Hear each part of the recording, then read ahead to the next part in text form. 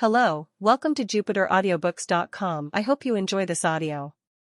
Remember that you can find this and many other complete novels visiting our official website, JupiterAudiobooks.com. Get comfortable and enjoy the narration. Clicking his tongue in disgust, he snatched his phone once more and tapped the Magi Tube icon. Oh, there you are, Anviat. I was looking for you. Wadash. But at that moment, a voice called out to him, and he fell forward from shock. The smartphone slipped from his hand and arced through the air, forcing him to chase after it as though practicing a strange dance of some kind. What are you doing? The person who had called out to him Irulka Flara watched through narrowed eyes. She clearly wasn't amused. Somehow, Anviat managed to catch the device just before it could hit the floor, then sharpening his gaze, he fixed Irulka in a glare. Shut up. What do you think you redoing, calling out to me like that? I wasn't trying to watch the live stream. I was just checking my schedule, you hear me? No one asked anything about that. NGH. Anviat grunted in frustration, before sitting up straight and turning to face his visitor. So what do you want, Irulka? He demanded. Oh, yes. She nodded, as though having forgotten her reason for reaching out to him. There's something I want you to do. Ha? And if I don't like it? He spat back with a venomous glower. Irulka, however, wore a quizzical look. Oh?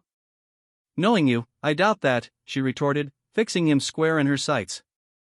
Judging by her tone, she seemed to honestly believe he couldn't possibly turn this request down. TCH. This was why he hated dealing with that moldy old mage. He let out an irritable click of the tongue and cupped his chin in one hand as he motioned for her to continue. After announcing the winner of the first round 2, will be all about sharing your true feelings. Sylvel declared to the audience from the center of the stage. Incidentally, Clara's smartphone was floating in front of her a short distance away. As to be expected of two machines, they were operating in perfect tandem. Sharing your true feelings? Mushiki repeated curiously. Yep. Came Sylvel's enthusiastic response. It is a beautiful thing when two people can understand each other implicitly, but there are some feelings that you can only convey through words and actions. So, Sachi, Clara and I am asking you to express your feelings for Mucky. The time limit is 5 minutes, so if you need anything, now is your chance to prepare. The winner will be the one who most effectively touches Mucky's heart. I see, given that Mushiki already likes Saika. Even so, he was still nervous. At that moment, Clara raised her hand. Yep. Sis. I have a question. What is it, Clarin? Are we allowed to do anything we want? You know, so long as we appeal to him? Yes. You're free to take any approach you like. Please convey your feelings to Mucky in the way you find most natural. So the one who makes Mushipi's heartbeat faster wins, right? Yes. Sylvel answered. Clara trailed off there, then licked her lips. Mushiki found himself shuddering involuntarily at her bewitching expression. He couldn't pin down the precise cause. Sylvel, however, was either unaware of Clara's gesture just then or else chose to ignore it, and instead she clapped her hands together. Then, in perfect coordination, the kitchen set and food pantry on stage descended once more below the floor. Now, Sachi went first in the last round, so let us start with Clarin this time. Is there anything you need? Right. How about? After sinking deep into thought for a moment, Clara whispered something into Sylvel's ear. Though the AI was just a three-dimensional projection, there must have been microphones somewhere nearby to pick up what was said. Understood, she responded. I'll get everything ready. She snapped her fingers and a large three-seater sofa rose up from beneath the stage. How about this? Yep, it is perfect. Way to go, sis. He. Sylvel's cheeks turned bright red from the compliment, making her look kind of cute. Alright, Mushiki. Clara here is going to win your heart, so stand right over there, she said, pointing to the freshly delivered sofa. Though still concerned about what she might be planning, Mushiki made his way to the couch as instructed. The time limit is 5 minutes. Let us get started, Sylvelle announced as a buzzer rang out.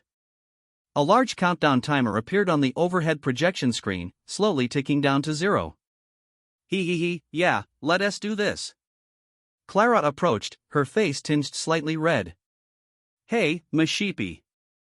I know we just met, but Clara here really likes you, you know? She said flirtatiously. Whoa! Echoed countless grief-stricken voices in the audience. Oh my god. But Clara acted as though she couldn't hear those lamentations and did not shift her gaze once, as if there were no one else present but the two of them. She was clearly serious about this, which was quite out of character, given her usual frivolous personality. Her stare pierced him through, and he found himself catching his breath. I told you, didn't I? Clara here, well, I am the kind of person who goes all out. I'll do anything for you, Mushiki, and I'll let you do anything to me. You don't believe me? You think I am just saying all this without meaning it? Then let me prove it to you. Ha! As Mushiki stared back wide-eyed, Clara's lips curled into a mysterious smile, her cheeks turning scarlet as she placed a hand on the hem of her skirt. Then, without warning, she pulled it up at one side. Ha! Hold on. His vision swirled at this sudden and unexpected development. The hall was abuzz with excitement. In the corner of his vision, he spotted Ruri, attempting to leap on stage with a terrifying expression, and Hazumi desperately trying to hold her back. But he didn't have the luxury of paying attention to them right now. His whole body stiffened, pinned down by Clara's movements. She seemed to find his reaction amusing, as she rolled her skirt up faster to her thigh. CL Clara.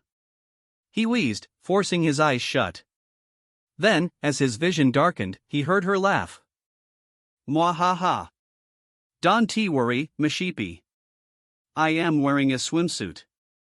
A swim dash? He opened his eyes, and sure enough, peeking out from beneath her skirt was the very same swimsuit she had worn in the video when she had taken a bath with some slimes. I'd really love to show you more, but I am in the middle of a live stream. If I was wearing normal underwear, the video would get taken down, you know? It's weird, don't you think? I mean, they show the exact same amount of skin. It's discrimination against undies if you ask me, she said absent-mindedly. Mushiki, ill at ease, glanced away. Why yeah. Well, that certainly was a swimsuit, but as she said, it didn't look all that much different from actual underwear. It was still powerfully stimulating. Perhaps having noticed his discomfort, Clara's face relaxed as she broke out into a grin. Oh no. Are you embarrassed, Mushiki? You re so cute, she said jokingly. With that, she began to loosen her uniform tie and set about undoing the buttons on her blouse one by one. What are you dash? Oh. I am wearing a swimsuit on top as well, so don't worry. But. Pausing there, she took off her school uniform, her pale stomach and breasts hidden behind no more than a flimsy swimsuit. It was a bathing suit, all right, but all the same, it was unbelievable and somehow immoral to see it come to light from under a school uniform. If anything, it would have been more appropriate just to be wearing the swimsuit by itself. See? She asked, emphasizing her chest as she drew closer. Without even realizing it, Mushiki took a half step back. Wah dash. Before he knew it, he stumbled over, landing flat on his butt with a soft plop. Yes, this was the sofa that Sylvelle had prepared just a moment earlier. Ah, perfect. I couldn't have hoped for a better position, Clara said, wriggling her hips to lean into the sofa as though to block his escape route. The sweet fragrance of her hair and skin as well as her faint breath seemed to caress his every pore. Mushiki found himself short of breath, his heart pounding in his chest. This was getting too dangerous. If he had been in his Saika mode, all this stimulation would have immediately triggered a state conversion back into his original form. Mushiki. If you choose me, I'll show you everything, you know. Away from the camera, where it's just the two of us, Clara whispered in a sweet, seductive voice as she leaned in closer. Her cherry-colored lips were directly before him. No. And no. We can tea. At that moment, the buzzer sounded throughout the hall.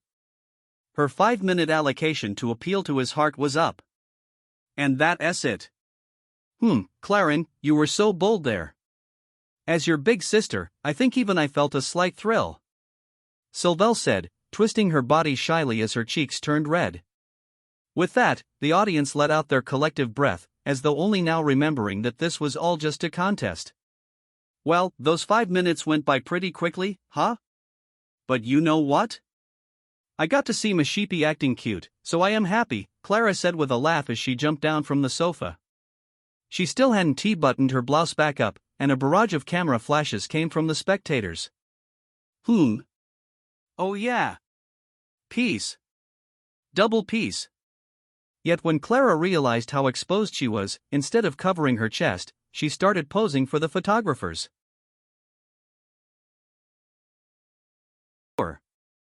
Mushiki was unable to move for a few seconds, but finally, as though breaking loose from his bonds, he managed to breathe again and rise to his feet. His legs were still trembling. At that moment, Kuro approached him. Are you okay, Mushiki? She asked. Why yeah. Somehow. But, again just to appeal to me. Really? There are various methods. The difficult part will be not overstepping the rules. By the way. Yes? He asked with his head tilted. Then, out of nowhere, Kuro pinched the back of his hand. Ow. It had happened so suddenly that he ended up crying out in alarm. Sylvelle, startled, blinked a few times. Is something the matter, Mucky? Ah. No, it's nothing. He tried to brush the question aside, turning to Kuro in confusion. What was that about? There was a mosquito on you. Shouldn't you swat it then, instead of pinching? It's Saika's turn next, she said lightly, ignoring his remarks as she approached the back of the stage. Lady Saika should return in a moment. Mushiki, please wait out there. Ha? Ah, right. He nodded. With those words, Kuro vanished backstage. Of course, he knew better than anyone that Saika wasn't either waiting to reappear. No, the Saika who had been participating in this contest thus far was none other than himself. Kuro seemed to have a plan of some kind, but what on earth could it be? Ha? Before he knew it, he cried out in a wild voice. Just a few minutes after Kuro had left, a hand poked out from beyond the door at the back of the stage, delicately wriggling its fingers. That hand is that Madam Witch. Hushed murmurs began to course through the audience. Yes, it was clear as day from its majestic movements that the hand belonged to Saika Kuozaki herself. Sachi? You come on stage? Sylvelle asked. To all appearances, Saika's hand beckoned to him slowly, bewitchingly. Well. I suppose this should be okay. Sachi is on the offensive, so let us start the countdown. Sylvelle declared. With that, the hand motioned elegantly with a casual fluidity even more mesmerizing than before. It was practically calling out to him. Ah! His eyes widened, and like a moth drawn to flames, he found himself staggering unsteadily toward the gesturing hand. He knew full well that it wasn't Saika who was waiting for him. Yet he could only see the hand as belonging to her. Then, what are you doing, Kuro? He whispered softly after disappearing backstage to an area where he could see her in her entirety. Yes. The hand that everyone had taken for Saika actually belonged to Kuro, who had vanished from sight a few minutes earlier. Well, it was only natural that everyone had fallen for it. After all, that hand was moving according to Saika's own will, complete with her own peculiarities and mannerisms. Due to the nature of the contest, both Saika and Mushiki must be present on stage at the same time, Kuro explained. This is the only way. Ah. I guess that makes sense, he murmured, lowering his voice so no one outside could overhear. By the way, she added, her eyes narrowing. You seem to enjoy Clara's charms just now. Ha! You've been acting like you would naturally choose Saika, but that looked like a close call to me. Wouldn't he, you say? And no, I was just. I am not blaming you. No, rather, I should commend Clara for putting up such a good fight. She paused for a moment. The word defeat doesn't belong in the same sentence as the name Saika Kuozaki. Even in a match as ridiculous as this. You understand that, I trust? Why yes, of course. Once the time limit is up, I'll go back on stage and say Saika won. That one be enough. Ha! His eyes bulged from their sockets as Kuro began to unbutton her uniform. Kuro? What are you? He had been left stunned by how quickly this was all proceeding, but that didn't stop her from removing her uniform. She must have been wearing 2 layers of clothing, as underneath she had on a bathing suit. In the dimly lit space behind the stage, which otherwise would have been completely exposed, the sight was so extraordinary that Mushiki felt himself swooning. Ha! You His sense of reason couldn't keep up. As he stared at her, he could feel his face burning up. Then Kuro glanced down at her outfit and said plainly, "Oh, this? I got it ready during Clara's 5 minutes. And no, I mean, why would you even?" He stammered. She stepped forward, pressing him up against the wall. I told you. Just saying Saika won isn't enough. That isn't true victory. It is a pity I am not in my real body, but I want you to mean it when you say Saika took the prize. Hold on. He lifted his hand, hoping to stop her from coming any closer, but alas, it soon met something soft. Kuro opened her lips, her cheeks faintly pink as she gave him a soft smile. Let us cry out in a loud voice, at least, for I will make of you my bride. What's going on? That hand. Are you sure it was Madame Witchess? Hizumi asked in confusion. Ruri, sitting beside her, stroked her chin as she narrowed her eyes in thought. Yes, there's no doubt about it. You could tell from her atmosphere. That was definitely Madame Witch, she said confidently. I see, Hizumi responded with trepidation. The students sitting around them nodded along, reassured by Ruri's strong conviction. If Fuyojo thinks so, it must have been her, their expressions all but declared. So Kuga was lured backstage by Madame Witch. Yes. Knowing Madame Witch, she must have had some profound reason, Ruri continued, when Mushiki cried out loud enough for everyone in the audience to clearly hear him. Ruri's eyes shot open at this unexpected reaction. It wasn't long before the buzzer sounded to announce the end of Saika's 5 minutes. And an exhausted-looking Mushiki staggered back on stage. Maki. Are you all right? What happened back there? 100%. Ha! Saika wins. 100%, he murmured before collapsing with an audible thud. Mushiki woke up with a start, suddenly lurching upright from the floor. It looked like he had lost consciousness for a moment. Glancing around, he recognized that he was on stage in the multipurpose hall. With that realization, it all came flooding back to him.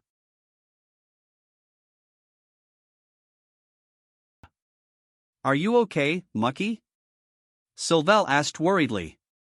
He placed a hand on his forehead. I am all right, he answered. How long was I out for? Only around a minute. But we were worried. What happened? What happened? He suddenly frowned, his thoughts going in circles. He couldn't help but feel that something incredible had taken place, but he couldn't quite remember what. Ugh, my head. Oh. Don't overdo it, Maki. Anyway, you said the second round also goes to Sachi, right? Sylvelle asked, hurrying him along. Come to think of it, he did recall having declared Saika the winner. He gave a weak nod. In short, Saika had won 2 of the 3 rounds. In other words, she had won the match. But just as he was about to clench his fist in triumph, that Sr. Sachi. She has snatched victory yet again, winning another 2 points. But the match isn't over yet. The winner of the 3rd round will be awarded a full 100 points. Huh? Why? He stammered, taken aback by this nonsensical allocation of points. Sylvelle, however, tilted her head as though she didn't quite understand the question. Eh? Why what? No, it's just, Saika already won 2 out of 3. But he stopped himself there. Sylvelle's earlier explanation resounded in the back of his mind. Once we reach the end, the entrant with the most points will be declared the winner. Yes. She hadn't said that the winner would be whoever won the most rounds, nor did she actually specify how many points would be awarded each time. But that's not. Ha! He murmured, feeling threatened by this odd revelation. Phew! Clara, however, let out a sigh of relief. Ah, I totally thought I was done for. Lucky. I am gonna wager everything on the 3rd round. She declared to the audience as roaring cheers. It looked like there were a few individuals who felt uncomfortable with the dubious rules, but their misgivings were drowned out by the excitement of those around them. Mushiki glanced toward Koro, his gaze all but asking what he should do now. She looked away, letting out a weak sigh. I do agree it is somewhat unfair, but Sylvelle has decided the rules, so we don't have any other choice but to play along. Then, after a short pause, she added, no matter how many rounds it takes, Saika will never allow herself to be defeated. The audience, overhearing this, only grew even more heated. Clara gave a soft whistle. Wow! You sound so cool saying that. Almost like Madame Witch herself. I am honored, Koro responded coldly. A poised comeback after being caught off guard.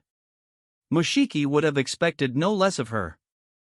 Well, if she was willing to go along with this, then he had no right to complain. In the first place, he was currently in his own body, not Saika's. Ha? Isn't Madam Witch coming back? Clara asked, glancing over her shoulder to the back of the stage. She had to go save the world again, Koro responded without the slightest hint of unease. Seriously? The world is always in danger, huh?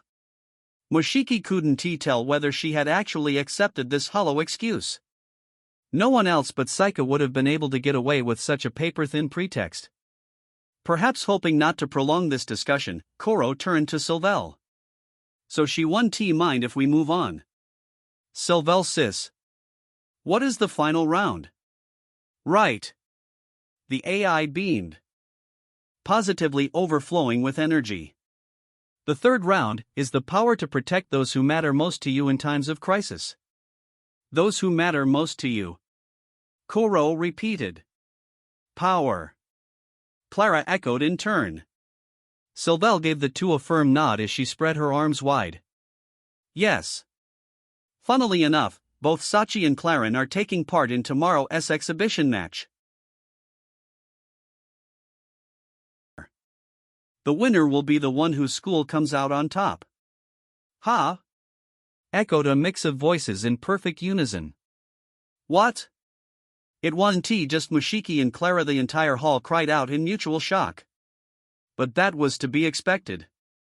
Of course, they might end up inviting considerable criticism, using the exhibition match to settle a personal dispute. But on the other hand, the entire affair had already descended into little more than a tenuous excuse to challenge Saika Kuozaki's proficiency in magic. Ha ha. Her lips curling into a faint smile. Clara.